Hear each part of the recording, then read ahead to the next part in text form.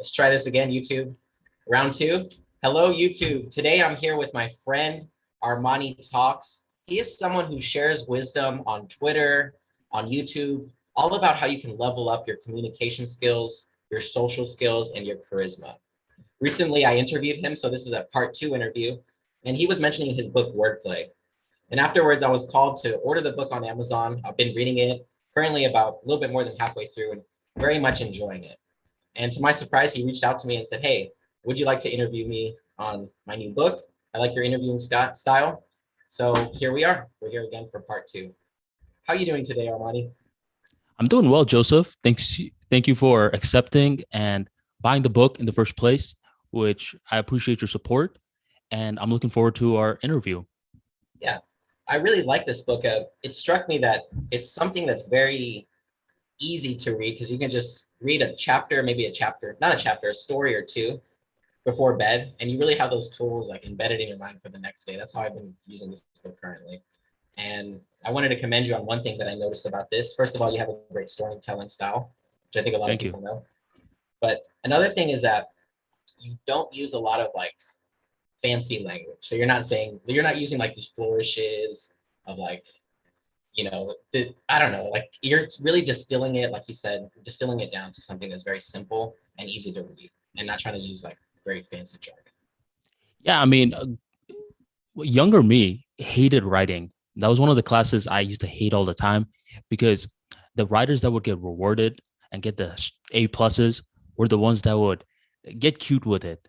They would be like, and here I was walking into this room with the sun shining on my face and the darkness radiating from all this hoopla. And in my world, I was just like, I walked into the room. But this was typically not something that was rewarded. So once I was writing the book, I wanted to write with the intention where it was extremely simple and easy to understand, where a 5-year-old can understand it or a 50-year-old. Doesn't matter. I love that because that really makes it more accessible to a lot of people. It makes it easier to read, just more enjoyable, I think, nowadays. I think the fancy stuff can be good in certain contexts, right? Like you could have a fiction book that's like very fantastical and that would be great. But in this context, it's perfect to really make it simple. As Robert Kiyosaki, Rich Dad Poor Dad says, keep it simple, stupid.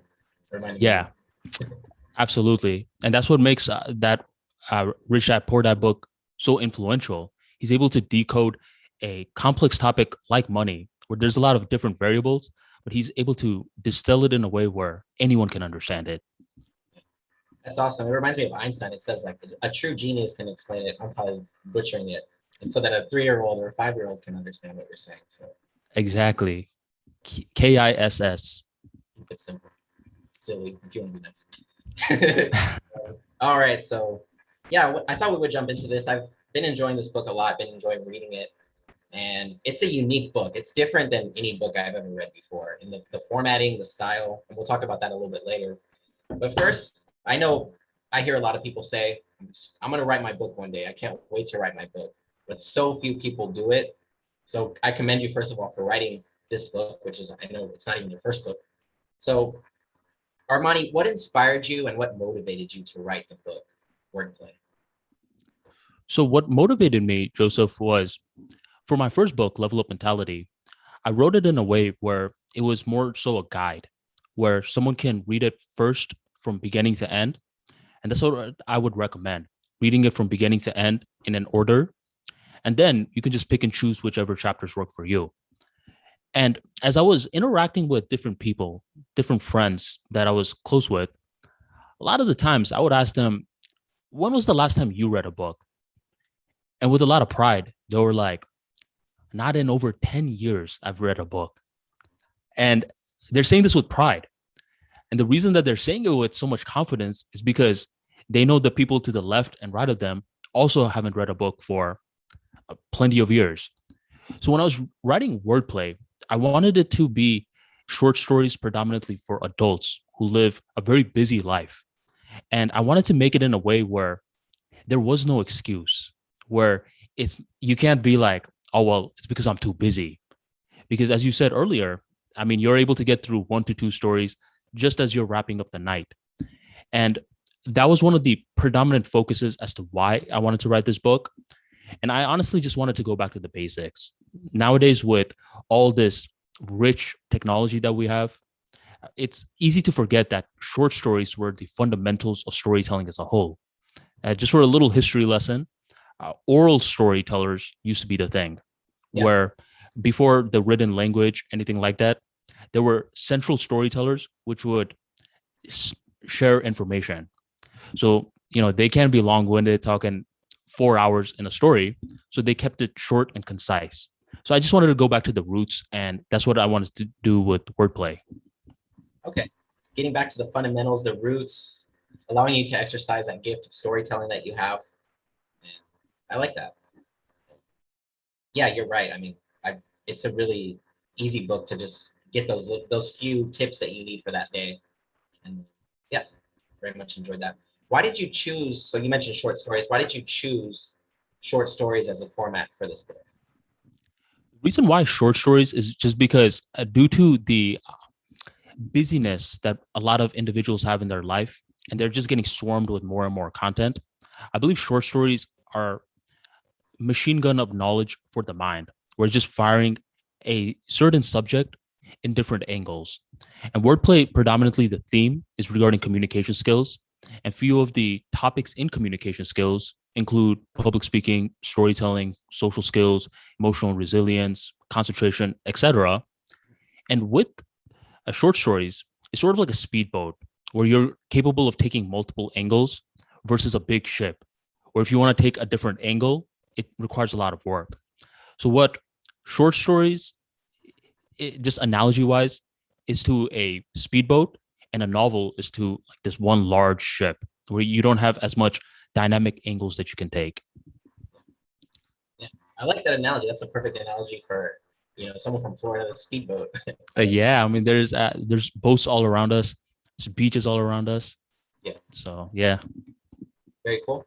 So short stories. I wanted to ask you, what did you learn about the format of short stories by writing this? I know you write a lot newsletters, you have newsletter, but what did you learn about the formatting? What are some new things you learned about storytelling from putting this book together? I came to learn that honestly, anything can be turned into a story. And you ever watch Seinfeld growing up? Yes. So you know how Seinfeld became popular because it was a show about nothing? Yet they found a way to make it entertaining, where it was funny. There were episodes like No Soup for You. And they were able to turn extremely regular instances into something that was storytelling material. Um, have you heard of Tyler Perry by any chance? Tyler Perry, yes, the filmmaker, yes. Yeah, so his process of being so prolific in terms of storytelling is where he's capable of getting just mundane activities in day-to-day life and asking questions like, what if, what if, what if? And by simply constantly asking, what if this happened instead of this, that's where he's able to get movie ideas. So as I was writing wordplay, I came to honestly see that anything can be turned into a story as long as you're looking at it from the right lens, no matter how boring you think it is. Very cool. That's super awesome. So really anything can be a story. I like that. And did you stumble upon that idea of that what if from Tyler Perry, and you said you implemented it in this book? Is that true? No, so with the Tyler Perry thing, I actually learned it recently, where Okay. a part of me was thinking, well, he's one of the billionaires that doesn't get much love. Not many people talk about him like they talk about guys like Steven Spielberg, Quentin Tarantino. And, Tyler Perry, if you think about it, is a one-man army. He writes his own movies. He casts a lot of the characters. He's the business mind behind it. I was like, why doesn't he get as much love? And that was by strategy, because he never wanted to be one of these accepted guys in Hollywood. He wanted to do his own thing so he could innovate in the process. So he just got my curiosity recently, and I heard him, giving that tip. What if, what if, what if? And I was thinking, that's something very similar to what I've been doing. And you know how when someone gives you a certain insight that you've been doing, Yeah. but you personally thought you were the only one doing it, and this other person's like, nope, I've been doing it too. That's when your mind becomes blown. And that was one of those situations with Tyler Perry. That's awesome. What's one of these stories that sticks out that you use that principle for? Are there any stories in here that stick out where it was like that what if technique helped you to come up with that story or helped you to find it and realize it? Yeah, so I mean, one of them was, let me actually just go through it right now because there's so many. Yeah. Well, one of them was the beloved hype man. Okay. And this is a story about me going to Orlando, which I thought was going to be a quick little trip. Tampa to Orlando normally takes an hour and a half. And this was a couple of years ago where I was supposed to go with my brother and my roommate at the time. Yeah. But, I got called up at work and they ended up leaving early. So I was like, yeah, whatever. I'll just drive there and I could listen to some music. So as I'm driving there, what happens is there's this huge accident. And from that huge accident, I also noticed that, since the traffic is there, the internet is very slow. So I can't even scroll the internet, do anything, play music. It's taking forever to buffer. So I'm just stuck in the road. It's silent and I'm just bored. And by the time that I get to the party area in Orlando, I see that every parking spot is filled. Now I got to park 30 minutes away. No one's picking up their phone. I got to walk 40 plus minutes. I'm sweating. And by the time I actually get to the party, everyone's just like, yo, man, what took you so long? And no one can understand like the backstory of how much of a nightmare this trip was. But here's the thing. The guy whose birthday it was, the guy who's the star of the show for the night, was a person who was capable of seeing, it took you very long. Whoa, it took you 4 hours to get here. What? And he was asking me a lot of questions, which you wouldn't expect the star of the show for the night to even bring up. And that was the beloved hype man. And one of the what if scenarios I was thinking was, what if I actually didn't have that driveway from hell? And what if I just had the routine level? I wouldn't be able to understand that this guy is the hype man. And then I was able to play off the story a lot within the ArmaniTalks brand, where I said that if you want to be more charismatic, be a hype man. You take the pressure off of yourself and you're capable of making others feel more important. So it just wanted to show me that bad situations, if you look at the longer viewpoint, can turn into lessons in the future. So that was just one of those stories. That's awesome. I love that. I remember that story. It really stuck out to me. And I think it helped me make one of those 1% improvements where you see like, it's not all about me. You can look at what the other person's going through and what they want or what they might need in that situation. So yeah. Right. Because especially when you're the centerpiece for the night, you notice a lot of the macro level details, not the micro. But the hype man is capable of noticing the macro and the micro. Even though it was his birthday for the night, he was able to even put together, this guy's from Tampa. It should have taken him an hour and a half, but it took him 4 hours. Wait a minute. He must have been stuck in traffic for a long time. And wait a minute. He said he parked in this neighborhood, which is very far away from where I am, which means that his phone battery is low or other people weren't picking up the phone. And he's making all these little micro connections in a split second.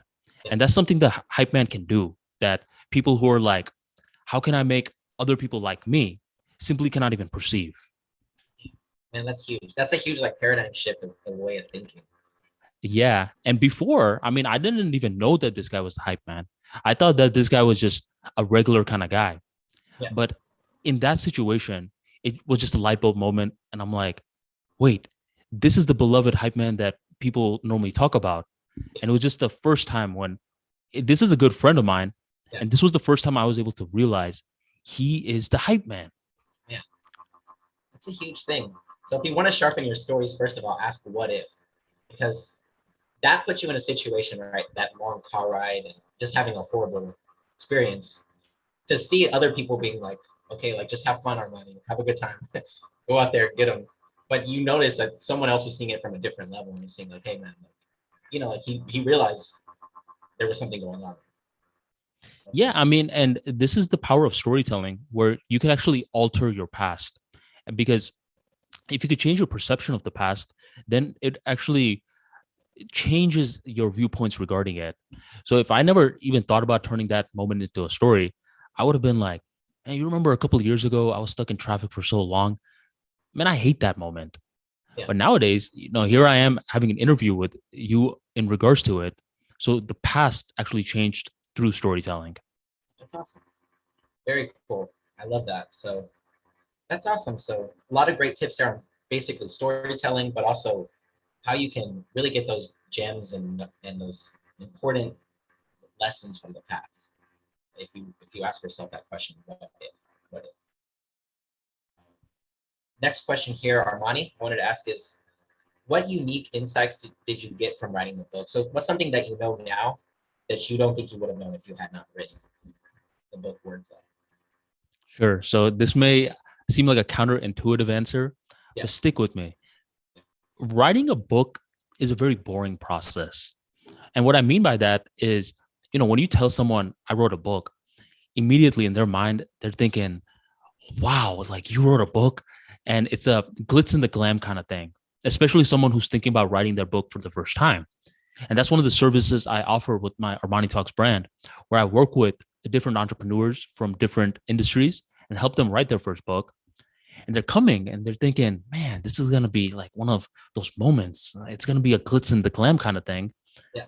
But little do they realize that it's a process. And it's basically where you're waking up 5 to 6 in the morning, you're writing for hours and hours and hours. Your day is already done. You're looking out, you're like, what? The sun just rose. It's already sinking right now. And it's going on like this for a couple of weeks to a couple of months, and for certain authors, for a couple of years. So, one of the insights that I learned in regards to writing a book, in my opinion, it's one of the hardest things you can do because it requires you to think, and not just think for a small amount of time, but think for an extended period of time where you have to show willpower. So regularly, people don't want to show willpower. And now you're saying that this person has to show willpower while thinking. Yes, writing a book is one of the hardest things. And that's one of the main insights that I was able to get out of it. Yeah. Writing a book is a very tough thing to do. And you say you help people with writing books. What advice would you give to someone watching right now who feels they have a book in them they want to write, but hasn't been able to get the motivation, or maybe doesn't have the routines or discipline to do it currently? Well, what I recommend is you start off light. You don't necessarily just have to dive into the book from the very beginning stages. So when I'm working with a certain person who wants to write a book, the very first thing that we're doing is we're creating an outline. And with the outline, you just get a general gist of what's in this book. Okay. Is this going to be a short story book, an anthology book? Am I going to create a novel? Am I going to create a how to book, a do it yourself kind of book? You start to brainstorm rather than just diving in from the very get go. So you're starting off in the 3-foot side of the pool versus the 6-foot side, and you can't even swim. So that's what I would recommend for people who are thinking about writing their first book. Start off with a general outline. If I were to say, hey, just give me the potential chapters, which would be in the book, you don't even have to write any of the content. Give me the skeleton. Be able to at least do that. And if you can't even do that, then you have no business writing a book in the first place, because that's the easy part. Okay, very cool. So writing a book, it's tough. And the reason why is because it combines willpower with thinking, which are two tough things to do nowadays. Yeah, I mean, who was it? Henry Ford? I think he had the quote, thinking is the hardest task you can do. That's why so few people do it. And that's all writing is. You're thinking out loud. Yeah, very cool, very cool. Awesome. And I wanted to see, the next question I have here is, well, you mentioned this a little bit, but I wanted to ask, like, who specifically should purchase your book, Wordplay? Like, who was it written for? Who did you have in mind when you first started writing it? So I had two groups in mind. And this is the type of groups that my business normally appeals to. It's entrepreneurs and engineers. Yeah. Entrepreneurs are normally the very artistic sort of individuals. Engineers are the very technical sorts of individuals. So this book is written in a very creative way where your imagination will get involved. Plus, it's written in a very technical way where you're going to get certain formulas and frameworks which will appeal to you. And normally, in a field like communication skills, it's very easy to get a little whimsical, where you're saying, yeah, you could do it. And everything is a little too fluffy. So I wanted this book to not only get you amped up, get your emotions involved, but I want the reader to get frameworks and tools, processes that they can mimic in real world situations. So typically, this book is going to resonate with you if you're an entrepreneur and engineer, or an adult with a busy lifestyle as a whole that wants to start learning and improving your communication. Yeah, that's awesome. I was curious when I first picked up this book because it's a lot of short stories, right? And was there a certain formula that went into choosing the order of the stories? Like, did you think about that? Because you said it could be a choose your own adventure, and I'm the type where I just started from beginning to end. That's the way I like to read. Yeah. Maybe break out of that shell, but how did you choose the order to put the stories in? So there was actually no order. I created it where it was completely unordered. And okay.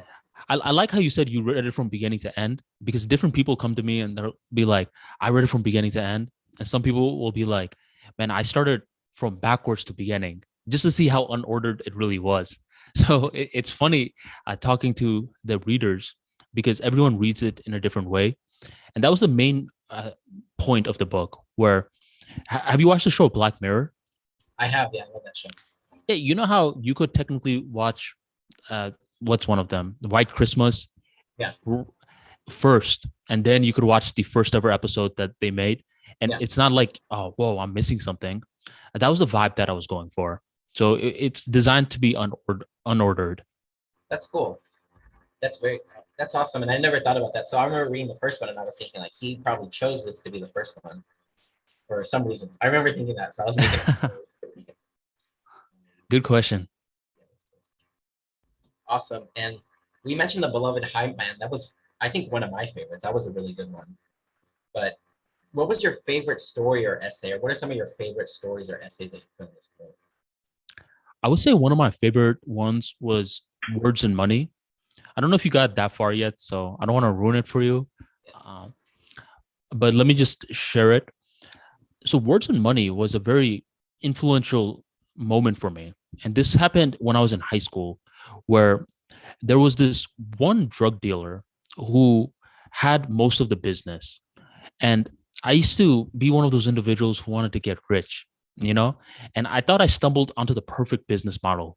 And this is where I would get blank CDs. I would put songs on the CDs and I would sell it. And at that time, no one was doing this.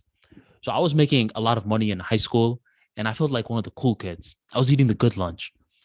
But eventually what started to happen was different people heard about this business. They started partnering up with one another and they started to run their own business. Back then, I was this very quiet kid. I didn't know how to form connections like that. And just like that, I was run out of business. And what I came to notice was normally after school, I would play basketball. And there was this one drug dealer, I believe his name was Omar, who would always have the most business. And I would think, why is this? I mean, there's so many different drug dealers in this particular high school. Why is it that everyone comes to him? And it just so happened that he was sitting next to me one day and we started to talk. And he gave me a very influential lesson. He said, it's because in my worldview, I'm not chasing the money first. I'm going out of my way to give the best drugs and the money follows, while all these other people, they try to go for the money first. And then he pulled out a $100 bill and he ripped it into tiny little pieces. And I was a high school kid. For me, this was like burning $10,000 raw. I was like, man, what is this idiot doing? And I just couldn't perceive the lesson in high school. But by the time I got into Toastmasters and I did a few speeches, I got this one mentee. He was this dorky Indian kid. I think his name was Prashant. And as he was practicing in front of me, he was using these very colorful words, right? Super colorful. And I had no clue what he was saying. He was talking in circles. I'm like, bro, strip it down. I don't know what value you're trying to give me. And he's like, no, no, no, no. I got to use the right words. Otherwise, these people won't like me. And this is when Omar's lesson from a couple of years before was starting to make sense. It's not the words that necessarily matter, it's the value that you're trying to give. If you try to give value first, then the words will come. And likewise with Omar, since he was giving the value to his market, the money was coming. So that's what words and money started to have that connection. And that was the essence of that particular story. That is huge. I had not gotten that far. That sounds like a very powerful story. And it just goes to show what you were saying earlier. You can take lessons from anything, right? Like you think like, what am I going to learn from a drug dealer? I could see someone being prideful and be like, what am I going to learn from a drug dealer? Yeah. And the thing is, what's great about storytelling is that you can merge different parts of your life together. Yeah. Where when I was learning from the drug dealer, this is when I was in 11th grade. Yeah. And when I was learning from Prashant, this is probably a decade later. Yeah. But somehow I was able to make that connection where one party, all their focus was on the money. That's why they were losing out to people like Omar. And with guys like Prashant, their focus was so much on the words that they weren't understanding that it's the value that the audience wants. How are you making their life just a little bit better than it was before? Yeah. You see what I'm saying? Yeah, it's one of those shifts, right? It's one of those like paradigm shifts where you realize it's not about what I say at all. It's about the value that I give to people, or what they get from the fact that I'm there. Right? Absolutely. It's like, let's say you're a financial planner, right? Yes. And let's say I'm over here talking about calculus 3 for engineers, and I'm just talking to you. I'm using all the right words. You're not going to be able to perceive any value because that has no relevance to you in your life, unless you need some calculus for financial planning. But for the most part, that doesn't matter. So the words come secondary in communication skills, which takes so long to learn. Because in the beginning of our conversation, I was talking about how in school, predominantly, we were rewarded for the correct words that we were using, how colorful language that we could do. But in real world communication, it's mainly about unlearning. It's about being real and becoming value centered first. That's cool. There was a story in here on unlearning, right? Is that something that you talk about in this book? The idea of unlearning?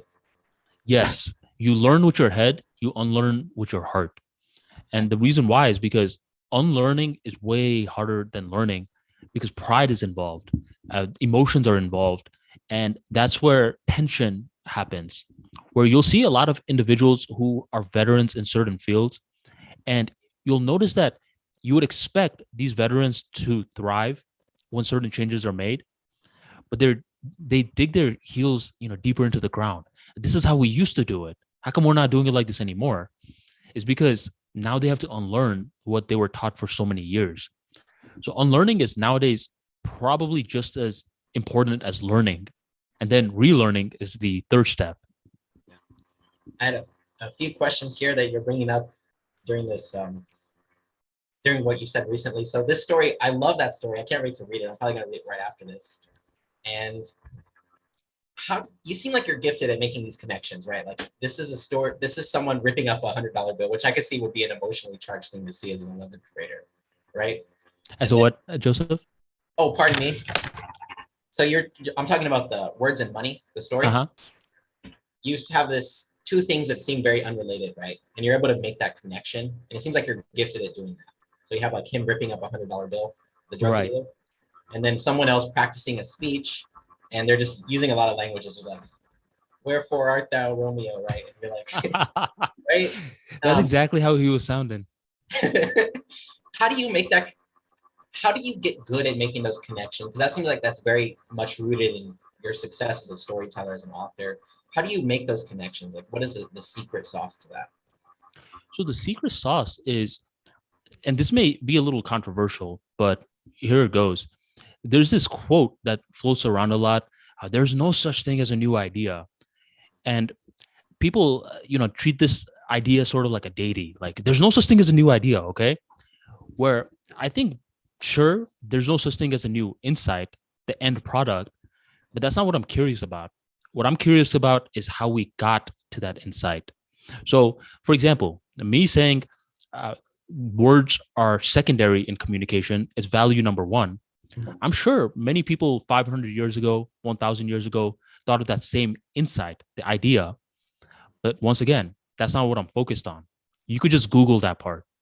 What I'm really curious about is what led up to that moment. And when a person makes that little shift where they're more curious about what led up to that moment, it's as though their mindset opens up.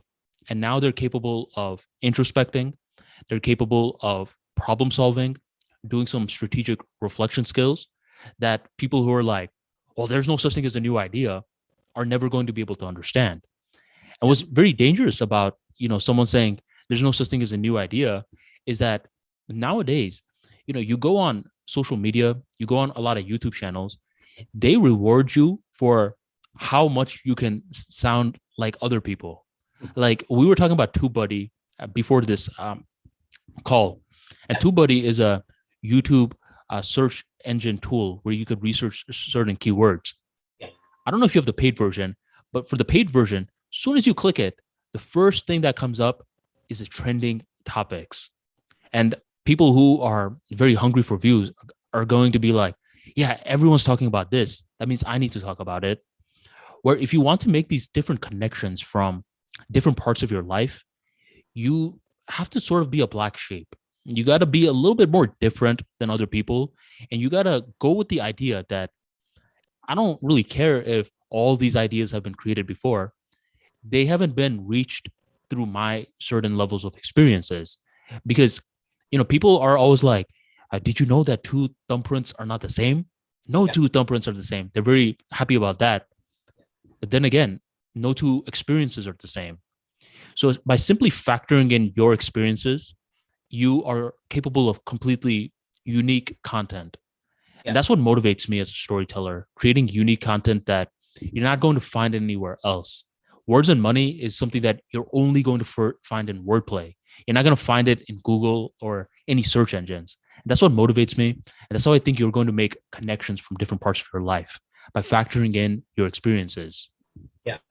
And that's such a huge point. So yes, the idea of words are secondary may have been, so people may have had that idea before, but that experience of your life, no one has had that experience, right? No one has had the exact same life as Armani Talks. Right. And absolutely. And that's where a little bit of Seinfeld was inspired, the show Seinfeld, where I wanted to really turn real world experiences where people normally can't see anything, but I'm capable of seeing something because I actually went through it, and then creating lessons and insights for different people where they can see a little bit of themselves in that story, which allows for a perspective shift. I mean, I could be, giving you a lecture on YouTube or whatever, just giving you a very formal lecture that we had in school. But I don't think that's as impactful as hearing the short story or just reading it. Yeah. That story sounds amazing. I cannot wait to read it. It sounds like really cool. Do you find that you've gotten better at that over time, like making those connections? Is it something like that you've gotten better at since you've started your content creation journey, or is it something that you've always had? No, I would say I've definitely gotten a lot better. Where nowadays I actually came to realize that it makes me a little bit more patient. Where, earlier when we were talking about the beloved hype man, the mere idea of being stuck in traffic, I hate. Cold weather and traffic, I used to hate. Yeah. But after gaining that lesson from that one moment, nowadays, if I'm stuck in traffic, I'm like, maybe 2 to 3 years from now, this can actually make for a certain story. And this story I could put into a book. It can create passive income. And now it's getting me to mature a little bit more. Yeah. But the biggest part, Joseph, is that the more ideas that you get, the more ideas that you get. And what that basically means is that you always want to have an abundance mindset towards ideas. That's why, Twitter, YouTube, podcast, I give away a lot of stuff for free just to, keep conditioning that abundance mindset in my worldview, which allows me to see more connections. Because if I'm like, oh, no, I got to hold on to this, I'm basically subconsciously being like, yo, Armani, you're not going to be able to make any more connections. So hold on to this for dear life. While on the flip side, if I'm like, no, I mean, these ideas are infinite. And which ideas are? They're infinite. There's no end to this. That's when you start to really become a storyteller who could connect different concepts. Yeah, that's really cool. I like that. One belief will lead you totally in the wrong direction, right? You'll hold on to that idea. The idea is going to become obsolete. It's going to be like, when you're sharing, it creates more opportunities. Go ahead. Yeah. Yeah, I mean, that's what the whole learning, unlearning, relearning thing is about. Yeah. Each time we're doing that, each time we're getting a little bit closer to abundance mindset. Yeah. Very cool.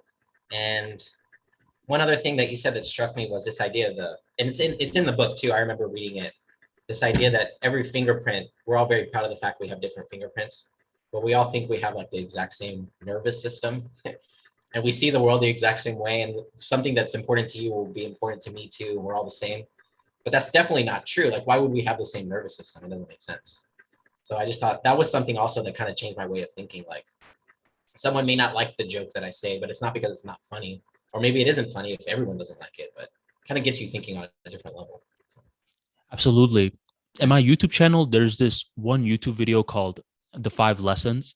Yeah. And basically the summary of the YouTube video is where I talk about 5 lessons that I learned from my parents when I first came to the US.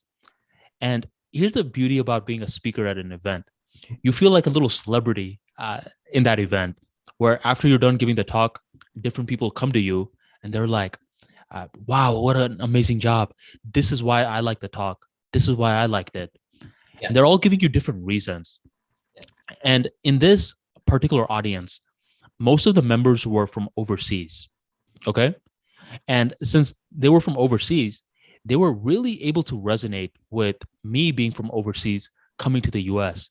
They're like, I connected with your story. Like, I felt it, right?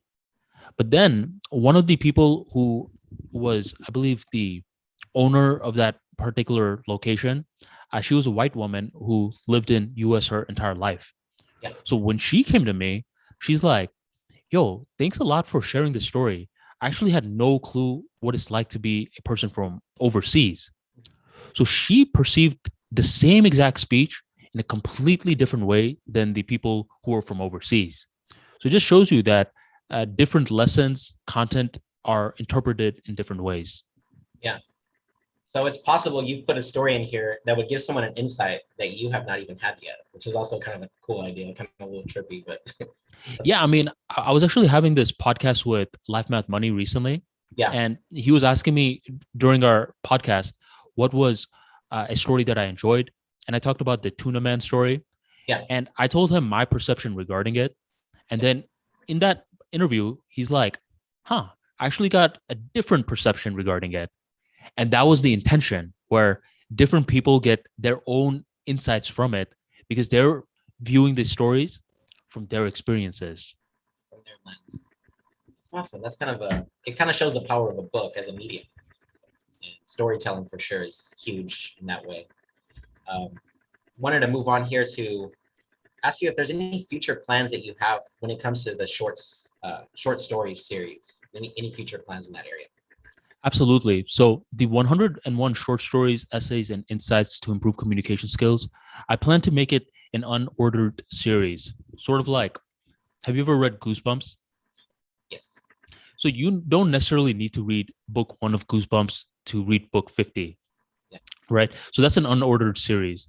So I plan to release more 101 short stories under this title in the near future. The next one up is Street Smarts, followed by Limit Breaker, followed by Tough Love. So there's much more short stories coming along the way, but Wordplay was the first one to get started. That's cool. Those names are intriguing to me. Street Smarts, what is like the theme? What is the idea behind Street Smarts? If you don't mind sharing. Sure. So Street Smarts is to show you that a lot of these boundaries that we think exist aren't actually real all the time, where people with street smarts can perceive that. And I'll just give you a little preview for the book. A couple of years back, I was living in Virginia, and I was living in this pretty big mansion because my company had this little boarding house where a lot of people would get trained before they looked for their own apartments. So as I was living in this mansion, there was this dog that stayed with us. I believe there were 10 other roommates or so. And one day, this beloved dog, everyone loved it, by the way, got extremely sick, was throwing up, just was not feeling well. So we took the dog to the vet. And this vet was this rude man who was charging us this extremely high price. And, for us, we were just starting this job. We weren't getting money like that. We just couldn't pay. So it was looking like we had to put the dog to sleep. So as we're about to, make peace with the dog being put to sleep, the nurse or whoever just that was standing right next to the vet was this quiet lady that was listening to everything. And as I'm about to go to the parking lot to make sure that my car didn't get towed, she comes to me and she's like, "Hey, how much money can you pay? Just curious." And she's just talking to me. She's not talking to everyone else, because you could just tell by her body language that she's thinking about helping me in some way. And I don't want to spoil it, but I just wanted to give you a little peek, which helped me spot, this lady's actually looking out for me. Where a person without street smarts just wouldn't be able to perceive it. Where when the vet gave that final price for, hey, this is how much it is, in their mind that is filled with boundaries, they're going to be like, all right, I guess this is just how much it is. Yeah. But in this real world that we live in, there's always these pockets of people that try to help you out in some way. Yeah. Every now and then people get a little pessimistic, or they're like, well, there's a lot of people that are trying to hinder me, that are trying to destroy me. Mm-hmm. Sure, people like that exist, but still there's that one person that's always trying to help you out. And the essence of street smarts is to give you these short stories to help you look beyond the boundaries. Look beyond those boundaries of sort of like giving up, right? Because you think it's over at that point in time. When the vet says that, you're like, oh, it's a vet. He said it. It's done. That's it. But you don't see the possibilities that there are. Yeah, and especially as someone who is not speaking too much, she's observing, she's taking notes. I don't know if you've ever been to a vet, but there's always the vet and the assistant. Yeah. So a mind that has so much boundaries and rules just cannot think, this assistant may be able to create a deal that the vet will be influenced by. Yeah. You see? So a mind that is focused on street smarts, which is communication skills. When people are like, well, what is soft skills? I don't necessarily know what that is. Yeah. It's street smarts. It's the ability to deal with people, ability to control yourself and create opportunities for yourself. So that's the theme of street smarts. And those are the stories that are geared towards that theme. Very cool. Another one that caught my eye here is tough love. I always like to think tough love is rooted in the truth, and the fact that the truth is always good, even if it's something you don't want to face. Yeah. So tough love, the essence of that is to set your heart on fire. And you'll love the book cover, where it's very unusual. It's actually a heart set on fire. And the reason that you want to set your heart on fire, what that means in a very symbolic sense, is that a lot of people are fearful. And that's just how humans are conditioned for survival reasons.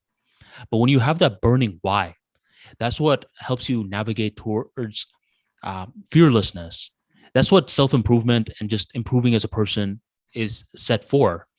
And you're never going to find that level of improvement, that level of fearlessness, if you're not giving tough love to yourself. Sure, other people can give tough love to you. That may help you out. But the essence of that book is to first give tough love to yourself. And the short stories within that book all fit under that particular theme.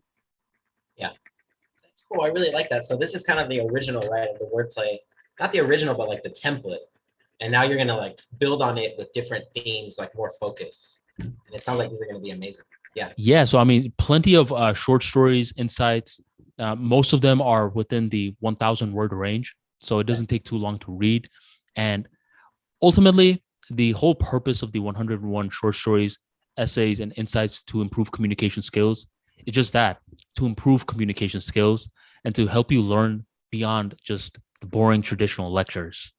Yeah. But I mean, you think about how powerful that is, though. It's like you're breaking down with street smarts, you're breaking down boundaries and rigidity that's in your mind and seeing possibilities you can never see. Like that could change people's lives. Absolutely. I mean, that's what the entire purpose of these books are, where once you are capable of getting it in, my type of teaching is where I want to teach without them having a clue. And that's when you ever heard of the thing called uh, people hate to be sold to, but they love to buy. Yep. Well, people love to learn, but they hate to know that they're learning. You see? So that's my writing style. That's why I like to keep it super simple. And a lot of the times, I mean, the stories are up to interpretation. I don't give you a moral. I let you figure out the moral for yourself. And that's what keeps you consistently curious. Yeah. Very cool. Very cool. And I wanted to ask a few wrap up questions here, but is there anything else you wanted to say on the topic of your book, Wordplay? And I'll ask a few questions about it. But is there anything else that we missed that you like to cover? I think you did a good job. And just to even add on to that even more, yeah, it's a book where I believe it's needed, where there are tons of stories for children, and there's not enough stories for adults. So this is going to be one of those short stories that adults can read. Where if you go on Amazon, most of the short story books for adults are super erotic. It's one of those super XXX ones. But this one's, it's very practical to your day-to-day life. So Yeah. it's taking on the topic of short stories, anthologies from a completely different realm. Yeah. And I can definitely vouch for that. You know, I've been reading this book and so many ideas in here that if you take the time to implement them in your life, will change the way, first of all, you see the world in a positive way. So it'll create more opportunities, like little things like the beloved hype man. I remember reading that and I was like, hey, I want to be a hype man. Like I was thinking like, I want to be like the DJ type of guy, right? Yeah. And I started thinking when I was having interactions with people, like, how can I help this person and think about what they need instead of just focusing on myself? It changes the way I interact. Go ahead. Sorry. No, absolutely. And just the way that the world is wired, it's like when you create enough value for others, whether they're aware of it or not, they try to create some value for you as well. It just, people aren't sometimes patient enough to notice that, where they're like, well, I gave a little bit of value. I don't recall getting a little bit of value back.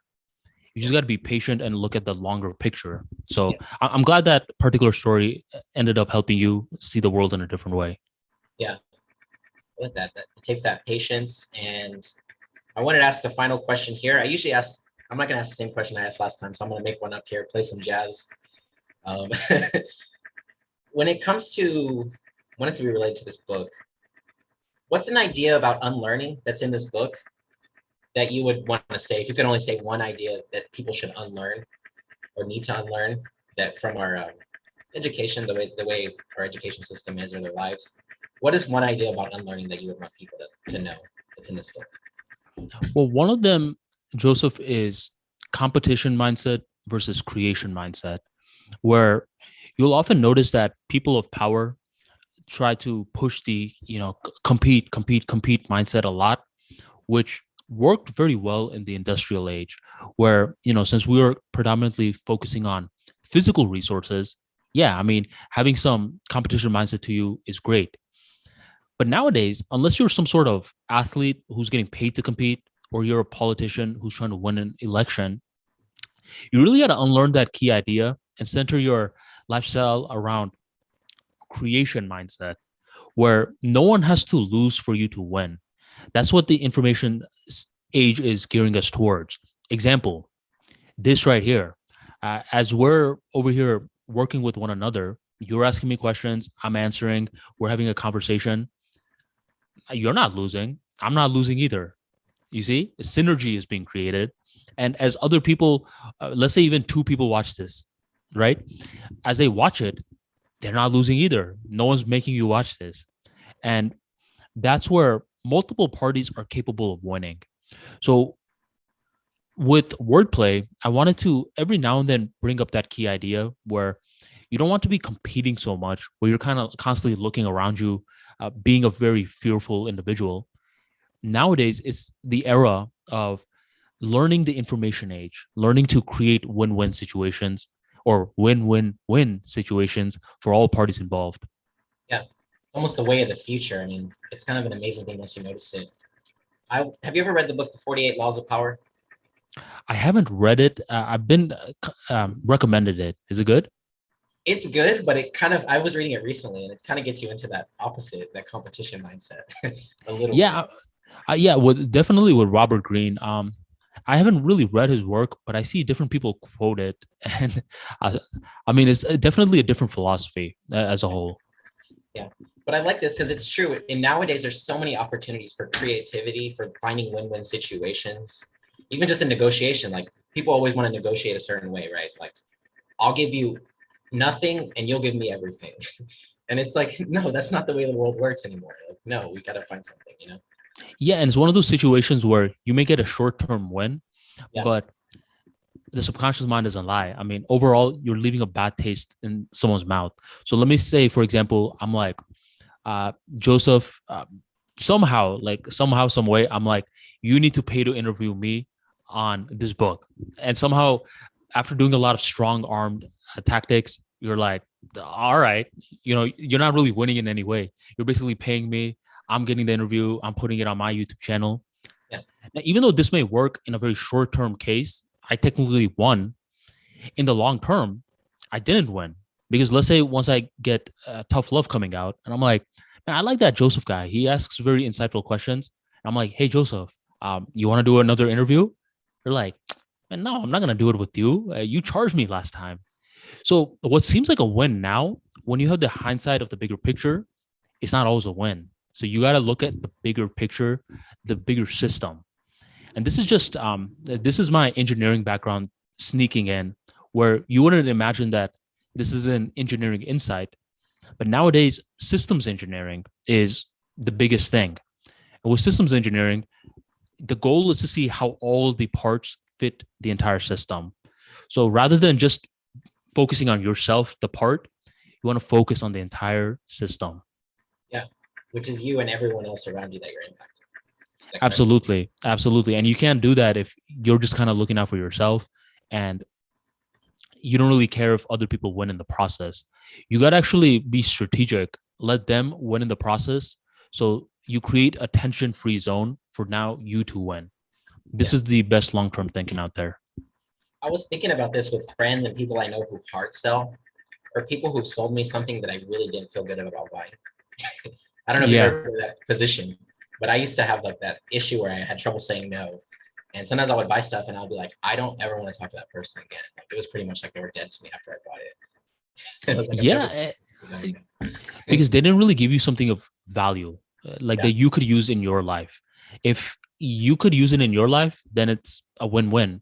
And this person should sell it to you. But if it's just they're trying to fill their pockets, it's not going to work in the long term.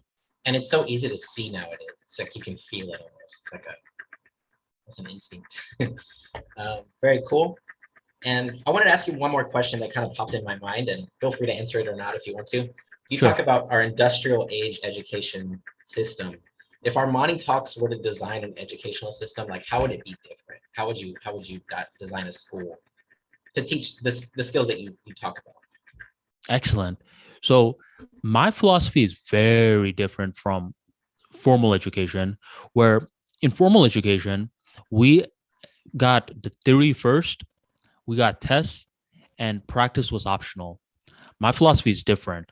I believe that you should get a little theory just to get started. Then you should focus on practice, whatever the practice may be for whatever institution. And that should be the main paradigm. So a little theory and focus on the practical education. Now, to give you an example, for engineering students, for example, we had for the first 2 to 3 years theory regarding how a capacitor worked, how a battery worked, how a diode worked. For the longest time, these concepts just were not tangible for us. But by year 4, we started to take the labs. And as soon as we started to take the labs, we started to actually see how to use these parts to create a radio, something of practical use in the world. With my philosophy, I would recommend flipping that. Have 3 years of labs with a little bit of theory sprinkled in. And the more that you can do that, the more that you can find the right theory which resonates to problem solve. Just learning theory for the sake of learning theory, it does nothing. But if you are learning theory with the intention to problem solve, now things are winning. So to answer your question, I mean, it really comes down to reversing what we currently have from theory predominant to practice predominant, and you sprinkle in theory as a complement rather than the full entree. Yeah, awesome. I appreciate you sharing that. And wanted to ask if there's anything else you'd like to say regarding your book or anything else you'd like to say, Armani. Sure. Wordplay is currently out on Amazon, and it's one of those books where you got to read it once and then you could play around with it. And once you read it, be sure to leave me a review, letting me know your honest thoughts. Thank you very much. Awesome. Yeah, we also have it in the description. You can check that out. And highly recommended. It's such a great book, so many great ideas, and it's really easy to get into. It's this kind of idea, if you make it real easy to learn the skills that will basically level up your communication skills. That's something very powerful, I think. It was powerful for me when I've been reading it. So. Thank you, Joseph. Of course. And let me see here. Live stream. And thank you for watching, everybody. We'll catch you on the next one.